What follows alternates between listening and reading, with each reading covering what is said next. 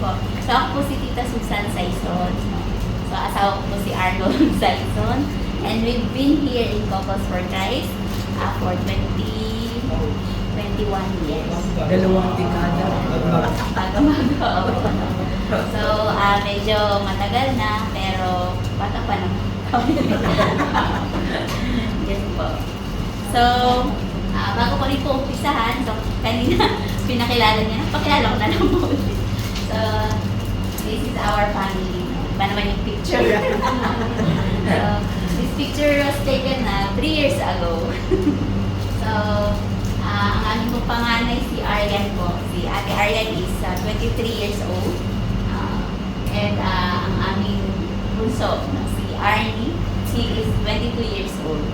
So, pareho po silang, sabi nga ni Arnold kanina, an active member of Youth for Christ. So, we praise God kasi po si Arnie before, nung umuwi siya, nawala din po siya sa Youth for Christ. No? Hindi siya, unlike his ate, no, na talagang pagka-uwi is eventually nag-integrate na agad siya sa Youth for Christ. Pero si Arnie, medyo natagalan pa, pinulit-kulit pa namin. Medyo pinulit-kulit po pa at saka maraming dasal bago siya nagbalik sa Youth for Christ. No? So, this is our family and we praise God for the services na binibigay niya po sa amin to glorify His name. So, ang ating pong talk for tonight, no? Talk number 3 is what it means to be a Christian. No? So, what it means to be a Christian. Kani-kanina lang po is diniscuss, no? Binigay ni Arnold yung kanyang talk about who is Jesus Christ, no? So, ngayon po, no, after listening to that talk, no, I could say na alam niyo na po kung who is Jesus Christ to you, no, personally. No? Sa akin po, Jesus Christ is my Savior and my God, no? He is a God of hope for me. Na talagang in every situation or in every kung ano man yung mga nangyayari sa buhay po, sa buhay namin ng family, no, He is truly a God of hope, no, na kahit anong mangyari, binibigyan niya parati kami ng hope sa mga ginagawa namin, sa mga kung anong difficulties or struggles na meron kami, no. And also for me, si Jesus Christ, He is always my kampi, no, sa lahat-lahat, no. Pagkaaway ko si Arnold, no, siya yung kampi ko, no, sa kanya ko sinusumbong si Arnold kung ano yung mga pinagagawa niya sa hindi, wala naman po, no. So, parang kasi si Jesus Christ para sa akin is yung a friend na talagang in any time, no, na kailangan mo ng kausap or kailangan mo ng pagsusumbungan or anything under the sun na gusto kong sabihin, andyan siya parati, no. I believe na nandyan siya parati, na nakikinig, no. Yun siya po para sa akin. Aside from, He is our Savior because He gave us salvation. He saved us from our sins, no? And He is a great provider. He is a great provider talaga po, no? He truly provides everything for us. Kahit na hindi mo inaasahan, no? Parang wala ka ng pag-asa. But in the end, He will still provide everything to us, no? So, yun po. So what does it mean to be a Christian, no? So, as a Christian, no, yung conviction that He is our God nga, no? Jesus Christ is our God, and He is our Lord and our Savior. As Christian, we are His followers, no? Tagasunod po tayo ng ating Panginoon, no? And dun nga sa Christians, no, we carry His name, no?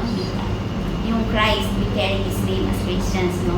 And as of now, parang as we carry His name, no, napakabigat na responsibility, no, as a Christians. Yung parang yung sobrang bigat nung meaning ng Christians, no, kasi nga you carry the name of our Lord Jesus Christ, no. And ngayon po we will learn, no, as a messenger of God, no, we will learn what it really means to be a Christian, no? So before we proceed po, yung Christianity daw po is nag-umpisa siya sa sa Antioch, no? So, ang Antioch po daw kasi is it's a capital of Syria, na in Syria, no? So, ang Syria is a Roman province, and ang Antioch is one of the third largest Roman city, no? Doon po marami siyang large number of Jewish people, no? Tsaka yung as well as a Greek community. So marami po siya doon, no? And then in this there's one situation or one pangyayari dito sa Jerusalem, no? Sa Jerusalem. Kung makikita niyo po yung sa Acts verse 7:54 to 60. Chapter 7 verses 54 to 60 yung about Stephen, no?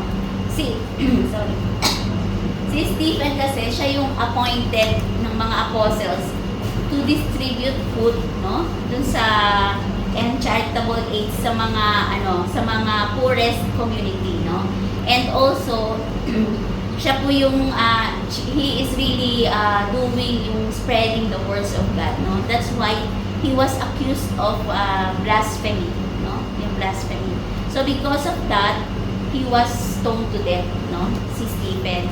So, yung pangyayari yun, dahil sa pangyayari yun, yung mga persecuted followers doon sa Jerusalem, lumipat sila lahat sa Antioch. So, kaya, as a result of that, dahil naglipatan na doon nagsimula yung big numbers, yung largest and most active communities ng followers ni Christ sa Antioch, kasi doon sila lahat nagpuntahan, no? And converted many local people, including a large number of Greeks, no?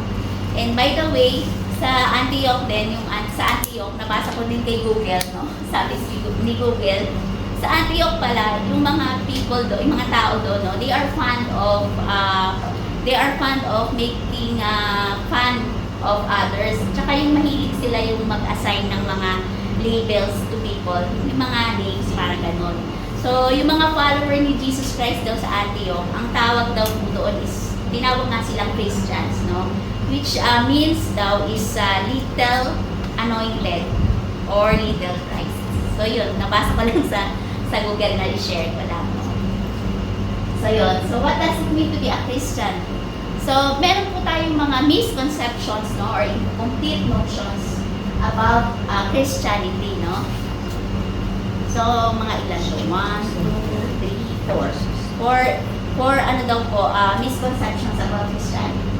So, first, Christianity daw is a mere religious system. Religious system. It means that yung religious system, it is a personal set of religious doctrines, practices, and attitudes, no? Diba po yung a set of doctrines, yung like yung mga Apostles' Creed, yung mga prayers natin, no? Faith daw remains on an intellectual level. So, parang, diba pag nung tayo nag-aaral po ng mga estudyante tayo, meron tayong mga subject na religion, no? Like, in high school religion, pero in college is theology, no? Theology. So, yun, diba, nung high school tayo, they are requiring us to memorize, no? The Apostles' Creed, yung mga prayers, no? Parang doon, ano mo lang is to get higher, good grades, no? Parang syempre memorize, kailangan ko memorize ko to para yung grade ko mataas, no? Para makapasa ako, kasi parang religion, ano lang to, hindi naman siya major subject, no? So parang nakafocus yung ano po dun sa only on memorization of that prayer, no? Pero what the prayer means is parang wala siya, no? Parang ganun po. It is also a set daw of religious practices such as going to mass, novenas, no? Parang, ano ba to? Traditions lang? Habit lang ba? Na punta tayo sa simbahan para magsimba? Parang ganun, parang baliwala lang for what? But tayo nagsisimba? Parang ganun. Christianity din daw po is knowing or reading about God and doing a lot for God, no? Parang, yun yung Christianity daw po, yun yung misconception. So all of these mga titos and titas are incomplete notions, no? Unless, sabi nga po, what we believe is translated into our lives, no? So yung pong pagbabasa po natin ng mga Bible, no? Yung pagbabasa natin ng mga religious stories, no? Siyempre meron po tayong mga moral lessons na nakukuha, no? So dapat po ano po natin, mai-reflect po natin yun sa buhay po natin, no? On how we live, yung mga nababasa natin sa Bible, no? Yung mga words of God, no? Yung mga words of mga wisdom of God na nababasa po natin, no? And also, our religious practices ought to be the experiences of faith and not mere rituals we do as a matter of habit. So like our prayers, no? Yung, when we pray to God, no? Praying is our one way of communicating to God, no? Yun yung ating kailangan malaman, no, na talagang kung ano yung gusto nating sabihin kay Lord is we're doing it through our prayers, no? And also yung mga binabasa nga po nating mga Bibles, no, yung mga religious stories about God. We are doing it because we want to know more about God, no? We want to know Him more, and yung ating ginagawang pagsisilbi or pagtulong sa ibang tao, no? We are doing it for God, no, as a Christian, because we believe that it is what God wants us to do, no? Yung pagtulong sa ibang tao. So yun, yung Christianity daw po is not a mere religious system, because dapat ang inaano po natin is kung ano po yung faith natin, no? Kung ano po yung pinapaniwalaan natin, kung ano po yung alam natin about God, we should reflect it on our lives, on how we live it. So, second na misconception is Christianity is a mere moral system, no? Sabi, ano po yung moral system? Parang it's either good or bad, no? It is a set of do's and don'ts, a set of rules regarding right and wrong, no? So avoiding those things, no? Parang hindi mo na gagawin kasi parang yung mga yon, yung mga hindi mo siya gagawin dahil alam mo parang pwede ka mapunta sa hell. Ganon. Parang yun yung iniisip mo na ay hindi ko dapat ito gawin kasi ito yung parang baka mapunta ka sa impyerno, parang ganon, no? So, yun yung parang nag-a-adhere ka lang sa moral law rather than your personal faith, no? Parang, ito nga is not, it is not correct because they make religion legalistic. So, itong moral system na to, they make our religion legalistic and sterile. Yung parang, yung being a Catholic is, meron pa siyang mga laws and formulas, parang ganon. Pero wala naman tayong ganon, di ba? No? So, with this, parang sundin mo lang kung ano, yung parang, ito gagawin ko to, ganito, kasi ito yung sinabi nilang tama, ganito, ganon. So, parang sabi, there is no life and joy, no? Parang, wala kang choice, kailangan yun ang gawin mo, no? So, parang, we do or don't do certain things not because the rule book says, no? But our faith as a Christian, no? It is an expression of our relationship with God and with our brethren, no? So, ang pinaka doon po is ang pagiging Kristiyano po is yung i-live out natin kasi it is our an expression of our yung kung ano yung relasyon meron tayo sa Panginoon, no? We are abiding to God's commandment, no, sa araw-araw na buhay natin, gano'n po. So, yun. Pangatlo po, Christianity is a social humanitarian system. So, humanitarian system, it means promoting of human interest and welfare, no? They are parang sinasabi po na ang Christianity is equal to humanitarianism, no? Yung pagiging okay naman po, maganda yung matulungin tayo, magtumulong tayo sa mga nangangailangan, no? But a Christian, sabi pa dito po, no? A Christian is someone who does good and is kind, no? Mabait parate, ang Christian daw. And he is a nice man or woman who always smiles, never gets angry, and tries to please everyone. So, ganun po ba tayo, no? Lagi lang ba tayo nakatawa? Hindi po ba tayo nagagalit? No? Okay lang, kahit sinasaktan na tayo, no? Or ganun po ba ang Kristiyano, no? So, it's wrong. It is totally an incomplete notion because parang yung nililimit na yung Christianity daw po sa merely being a good Samaritan. So, it means po na parang, ano nga ba to? Pagka tumulong tayo sa ibang tao, so good Samaritan is we are helping people, we are helping those people who are in need, no? Yung good Samaritan. Irregardless, di po ba, no? So, parang dito, ang pagiging good Samaritan po is, okay po, sabi ko nga kanina, maganda po yun, no? Pero, in fact, meron pa naman po tayong pwedeng ibang gawin, no? Para maipakita po natin yung pagiging Kristiyano, no? Like, we can do yung paano yung relasyon natin sa ating family, no? Paano po yung pakikipagkapwa-tao natin sa ibang tao, no? So, and in fact, a Christian can get angry, no? Pwede naman po tayong magalit, no? Pero, righteous anger. Katulad ng example kanina ni Tito Arnold na si Jesus Christ, no? Nagalit siya.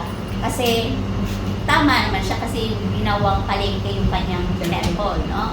So, it is a righteous anger. Galit na galit si Jesus Christ, no? As Jesus did, no? And in fact, non-Christians can also do good, no? Even our Muslim brothers, no? Kahit ano bang religion, lahat naman ng tao pwedeng gumawa ng mabuti, no? Pang-apat po, Christianity is an escape from the realities of life. Mali siya, di ba po? Sabi po, sabi ang Christianity is an opium. Opium parang parang gamot siya daw. Gamot siya sa poor and the oppressed.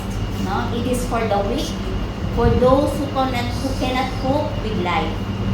And they are also equating Christianity with the convent life, an escape from the ordeals of a secular life. No? Wrong din po siya. Mali siya. No? Because Christians are not taught to escape problems, but to face it. No? Tayo po, sabi ko nga kanina, Jesus Christ is the God of hope. No? Kasi nga tayong mga Kristiyano, hindi talaga tayo susuko. No? Kahit gaano pang hirap, no? ang ating pinagdadaanan or pagdadaanan, lagi lang tayo kumakapit kay God, no? Sabi nga, as Christians, no, the more we face trials or difficulties in life, sabi ko nga, the more we are holding to our faith, no? Di ba po? So, our faith will always save us by the grace of God. Amen. So, yun po. Yan po yung mga misconceptions about Christianity. So, punta naman po tayo sa truths about Christianity, no? Truths about Christianity. So, the essence daw po, the essence of Christianity, yung pinaka-nature niya is our union with God, no? Yung ating relationship kay Jesus Christ, no? That is made possible through the death and resurrection of Jesus Christ. So what makes us Christian is our loving and personal relationship with Christ. So lagi nga po namin pinapaalala sa ating mga kapatid dito sa Couples for Christ na napaka-importante kung you know by yourself kung ano na yung estado ng relationship mo kay Jesus Christ, no, kay God, no? So, kami ni Arnold, siguro by this time, we can say na stable naman yung relationship namin kay God, no? Para kasi yun yung pinaka-importante na alam natin yung ano ba, ang ano mo kay Jesus Christ, yung relationship, ano na yung level niya, no? So, for all of you po na who decided to accept God's calling, no, na maka-join po dito sa amin sa Couples for Christ, no, we are dyan po unti-unti po, no, in the process you will maano po yung relationship nyo sa ating Panginoon, no. Alam ko po meron na po kayong relationship kay God, but by His grace, no, through CFC, mas lalim pa or malidipen pa yung inyong relationship kay God, no? And there are 3 important truths about Christianity. First po, Christianity is a relationship initiated by God out of His love and mercy. No? Alam po natin na because of mahal na mahal tayo ng Panginoon, no? So talagang yun ang gusto niya, na magkaroon tayo ng sa Kanya, ng intimate relationship, no? And because of this, no, binigyan niya tayo ng gift, no? Binigyan niya tayo ng gift ng Panginoon, free gift, no? Si God talaga very generous siya, no, lagi, no? So He gave us this Christian faith, no? And this Christian faith, sabi ko nga po, is a free gift, no? Sabi nga po sa Ephesians chapter 2 verse 8, For it is by grace you have been saved through faith, and this is not from yourselves, it is the gift of God. No? Sa Ephesians chapter 2 verse 8, no? Yung ating Christian faith, no? So, we are all saved because sabi ko nga po yung grasya ng Panginoon nandiyan. So, what is this? Yung God's grace, ano po siya eh? Yung parang work of Jesus Christ. Parang, ang sabi po, inano ko din siya, it is an deserved favor, no? So, yung grace ng Panginoon, dun niya binibigay, no? He gives all the goodness freely sa atin, no? Kung meron man tayong hinihingi sa Kanya, binibigay niya yun by His grace, no? Yung itong ang undeserved favor na sinasabi, no? And also, God initiated our relationship with Jesus Christ. We did not initiate. So, siya ang nag-umpisa kung paano tayo nagkaroon ng relationship kay Jesus Christ. And sabi po sa 1 John chapter 4 verse 10, this is love, not that we love God, but that He loved us and sent His Son as an atoning sacrifice for our sins, no? So, alam natin na God loved us first, no? By giving His only Son, Jesus Christ, no? By dying on the cross, no? So, itong love na to, sabi nga, it's not something which originated from man, by man.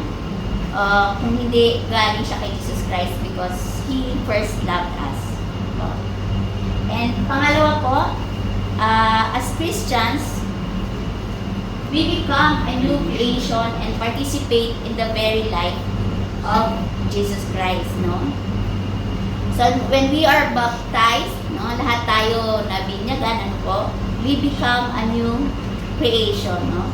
Sabi po sa 2 Corinthians chapter 5 verse 17, therefore, if anyone is in Christ, the new creation has come, the old has gone, the new is here. So, when we are baptized, no, we totally accept Jesus Christ in our life, no? And katulad ninyo, no, yung when we also join the CLT, we also have these transformations na nangyari sa aming mag-asawa, no, sa aming family. And as until now, no, it is a process, it's a long process. Yung transformation na sinasabi, hindi po siya instant na, ngayon sila Tito Leo at Tita Mildred nandito na sa CLT. Siguro si Tito Leo magiging mas sobrang mabait pa siya. Gano'n. Yung parang gano'n, no? So, parang, siya, unti-unti, slowly, yung transformation na sinasabi natin dito sa,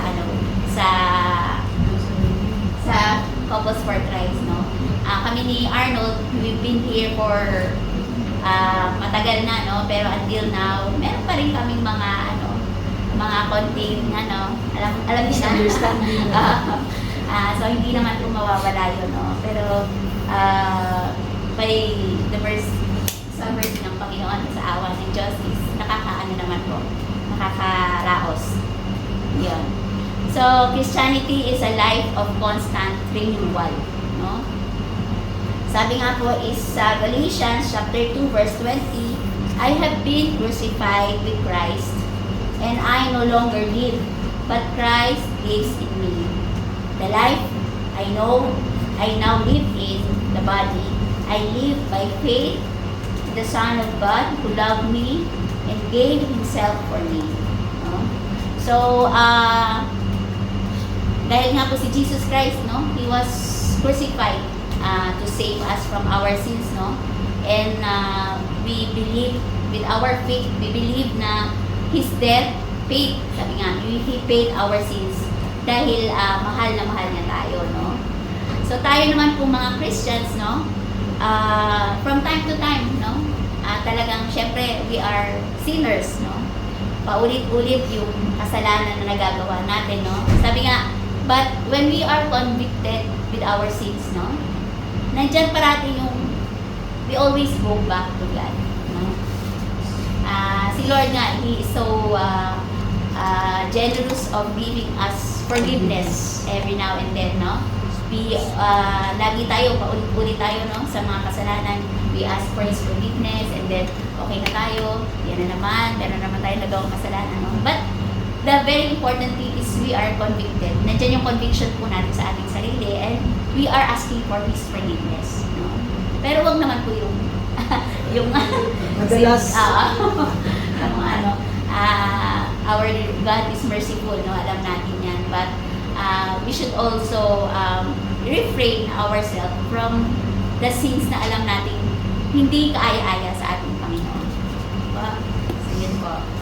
And third, as Christians, we become children of God and take on His nature, which is holiness. No? So, yung holiness, napakahirap niyan. Ano? Parang wala tayo sa katiting na kahulihan, pagiging holy sa ating Panginoon. No? And sabi nga, ang kanyang utos is for us to imitate Him, di ba?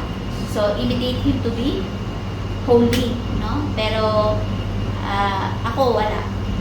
Siguro, no? So, we are children of, if we are His children, then God is our Father. So, sa Galatians chapter 3, verse 26, so in Christ Jesus, you are all children of God through faith. No? And as children of our Heavenly Father, we have access to Him. No?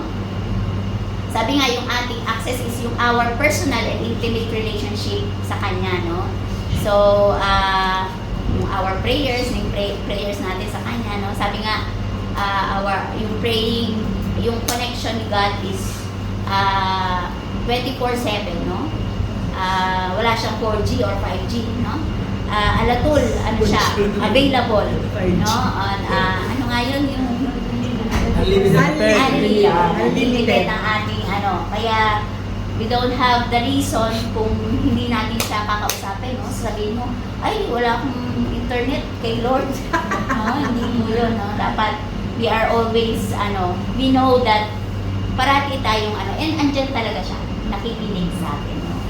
And if we all have but one Father in heaven, then we are all the sons and daughters of God, no? Magkakapatid po tayo. We are His sons and daughters, no?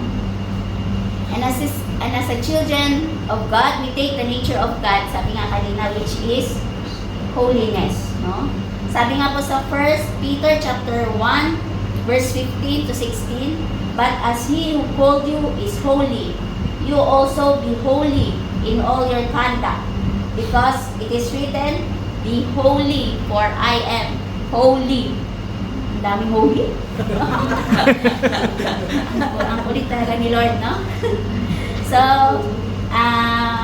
mga titos and titas, we are God's people, no? Sabi nga, we are sons and daughters, and we should also live like God's people, no? So, sabi, we are children of obedience. So, obedient pa tayo kay God? Minsan hindi, no? Minsan, yung pa natin, yung sa atin, kung ano yung gusto natin, yun, no? Inaano pa natin si Lord, ayoko niyan, ito gusto ko sa akin, no? So, requiring some perfections, no? It requires perfections. Si God is, only God is perfect, no? Walang perfect siya lang, no? And because He is perfect, He is holy. No? And as children of God, this earth is not really our home. No? Our real home is with our Father in heaven. So, Sabi nga, ang ating, yung mga treasures natin dito sa mundo, it's only temporary, Yes. no? Our, dapat ang i-aim natin na treasure is yung, yung sa heaven, no? Na makasama natin siya in His paradise, no? Yun dapat yung aim natin, to be with God in eternal life. No, sabi nga po. So, yun. So, meron daw pong implications of being a Christian, no? Ano nga ba yung implications? Ano ba yung significance? Parang yun. So, sabi po, to be a Christian means having a personal relationship with Jesus Christ, no? Kanina, sabi natin, no, yung ating relationship sa Kanya. Being a Christian means being a disciple of Christ, no? Ano po yung disciple? Follower, no? Follower ni Jesus Christ, no? Being Christ disciple means living in, eto po tandaan natin, no? We should live in faith, hope, and charity, no? We should live our life with faith, hope, and charity, no? So, ito po kasi yung talaga yung tinuturo sa atin ni God na yung ito yung natin para maging faithful yung mga kailangan natin, no? Ito yung mga katuruan sa atin bilang anak ng Panginoon, no? As acting as His children and of meriting eternal life, no? So, inherit parang ito yung siguro requirements ni Lord, no? Na i-observe natin sa ating buhay yung faith, hope, and charity, no? Sabi po, a Christian is a person of faith, no? Person of faith. Sabi po sa Hebrew chapter 11 verse 1, now faith is confidence in what we hope for and assurance about what we do not see, no? Without our faith, it's very impossible to please our God, no? And dapat with our faith, we are accepting Him as our Savior, no? We believe na na nandyan siya parati sa atin, sa tabi natin, no? And we have a promise, covenant na sa ating Panginoon, ano? Faith also means acceptance and commitment, no? So, yung commitment natin sa Panginoon na yung ating faith is whatever happens, nandyan lang tayo, no? Yung faith natin nandyan lang parati. Commitment, parang kayo po, di ba po, you already give your time, your commitment to this Christian Life program na makapag-attend, no? So, imbis na it's Friday, no? It's shopping time, kita. No? It's, sa mga dito, baka meron silang mga ibang basketball, yeah. no? Mga gano'n, nag-golf. Nag-golf si Tito Wilson, si Tito Leo, no? Tennis, tennis. So yun, instead na, dun ang gawin nyo, no? We are, God is really happy, no? Na nandito po kayo to hear His messages to you and your family, no? Narinig nyo kanyang mga salita, no? So a true Christian is the one who freely and boldly expresses his faith to other people so that they may also be brought further into faith. So ito po yung tinatawag nating evangelization, no?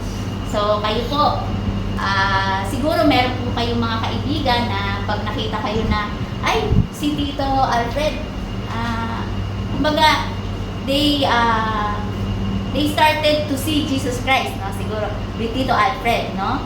So yun, parang, parang magkakaroon na kayo ng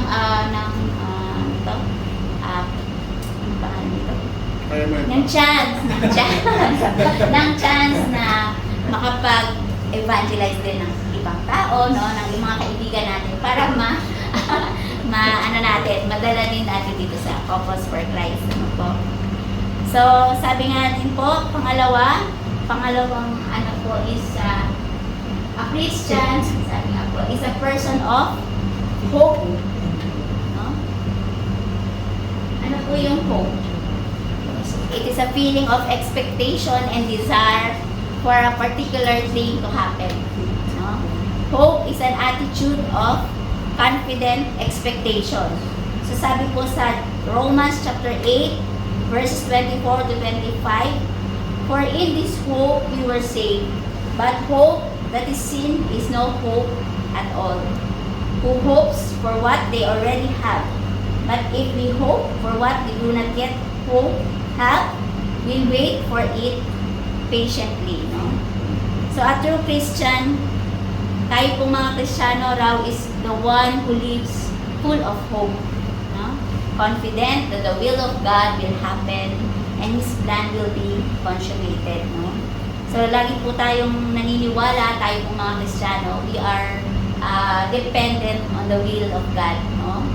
Na kung ano yung mga, sabi ko nga kanina, yung mga plano natin, no? Hindi yun yung dapat masunod. No? The plan of God, yun yung best para sa atin. Kaya dapat yun yung ating sundin. No? Ipag-pray po natin lagi yung ating mga plano and si Lord talagang nandyan para ibigay niya kung ano yung good para sa atin. No? So dapat lagi tayong persevering, no? Yung we walk with spirit na talagang we are nakadepende tayo kung ano man yung mga bagay na gustong mangyari ng Panginoon sa ating buhay.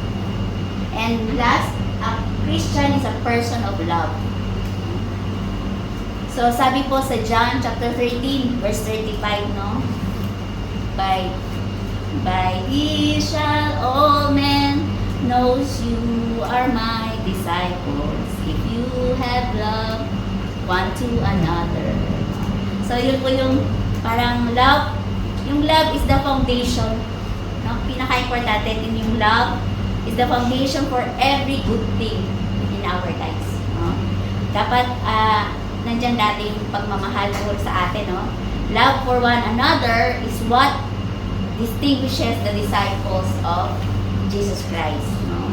A true Christian is one who loves as Christ loves. No? Yun yung siya po yung second greatest commandment ni God. No? Yung love other people. No?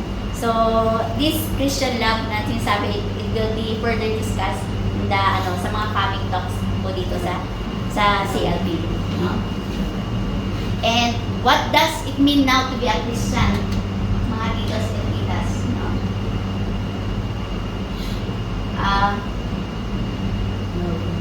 To be a Christian is to have, sabi nga, a loving and personal relationship with Jesus Christ. To be a Christian is to know the Father through the Son in the power of the Holy Spirit. And the third one is to be a Christian is to have faith in God, live in hopeful expectation, and love Him above all things. No? Yan po yung tatlong factors sa ating kung what does it mean to be a Christian. No? And to be a Christian is to have a faith, yung kanina po na yung faith in God, to live in a hopeful expectation. No? To love God above everything else. So, to be a Christian is to let Christ take over our life, no? To obey His voice and do His bidding. So, talagang siya po parati yung manguna sa lahat ng ginagawa natin, no? Siya yung magplano ng buhay natin, ano po? And to let go and let God. To let go and let God. So sabi nga po si Blessed Virgin Mary, no? Siya po yung model Christian, si Mama Mary, no? The perfect follower of Christ, no? She has the closest and most personal relationship with Jesus Christ, no? Yung faith ni Mama Mary, hindi talaga siya matatawaran, ano? She accepted the will of the Father, no? Yung sinunod niya kung ano yung gusto, no, na maging mother siya ni Jesus Christ, no. And Mary was first to believe Mother Mary, the perfect disciple, no? And, si Mama Mary din yung yung naka-witness ng lahat-lahat, no? So from the Annunciation and conception, from the moment of na pinanganak na si Jesus Christ, no? Mary followed Jesus Christ step by step, no? Siya nga po yung witness, yung mga nung baby pa si Jesus Christ, no? Yung naging buhay niya sa Nazareth, no? She followed him when he began to teach, to preach, and heal. And yung mga pagpa-perform niya ng mga miracles, no? Talagang andyan si Mama Mary lagi sa tabi niya, no? And the most of all na sinundan siya ni Mama Mary is yung death niya on the cross, no? Napakasakit nun sa kanya, no? Bilang isang ina, yung makita natin ang ating anak, no? Na nakapako sa krus at namatay, no? Tayo nga pong mga mami na konting lagnat lang, no? Ng ating mga anak is very, yung nag-aalala, no? What more of this for Mama Mary na her son was crucified and died on the cross, no? So Mary witnessed the dawn of the church since she was with the apostles in the upper room. So nakasama rin niya yung mga apostles, no? So mga titos and titas, like Mary, being a Christian means living in, ano nga po yung tatlo, yung kailangan po natin? Faith, hope, and love. Love, yun, no? So being a Christian means that believing that God is our Father and we are His children, no? And we are His sons and daughters, no? And hoping, sabi nga po kanina, at the end of this earthly pilgrimage, no? Yung buhay natin po dito sa mundo, no? We will join the Father in our true hope, no? Loving God unceasingly and our brothers and sisters, no? So tayo po mga Christians, no? We become Christ disciples, no? Followers. And as Christ disciples, we ought to put our lives completely in His hands, no? Sabi nga, kami nga ni Arnold po, sa tagal po namin dito, hindi naman po nawawala yung mga struggles, no? Yung mga difficulties, mga problema. Nandyan pa rin po, no? Hindi naman po kami naging free of these things, no? Dahil we are worshiping God, we are serving God, no? Hindi naman po yun, ano? So, parang to be a follower po, no? To be a follower, we should, yung mga crosses natin, no? We should take up our crosses, no? And follow our God, no? And for sure, and I will sinisigurado ko po sa inyo, titos and titas, na you will experience that tremendous peace of Christ flowing into our lives and our families, no? Yung ating faith sa Panginoon, no, nandyan dapat parate, no? And sabi nga, we have to let God control of everything about us, our life, our family, no? Our children, and we will experience His presence, no? Yung peace nandyan parate sa atin, no? Hanggat andyan yung ating paniniwala kay Jesus Christ and we keep our intimate and personal relationship with Him, no? And as Christ disciples, we are called to repentance and faith, no? So, yan po yung next na talk sa next week po sa inyo, no?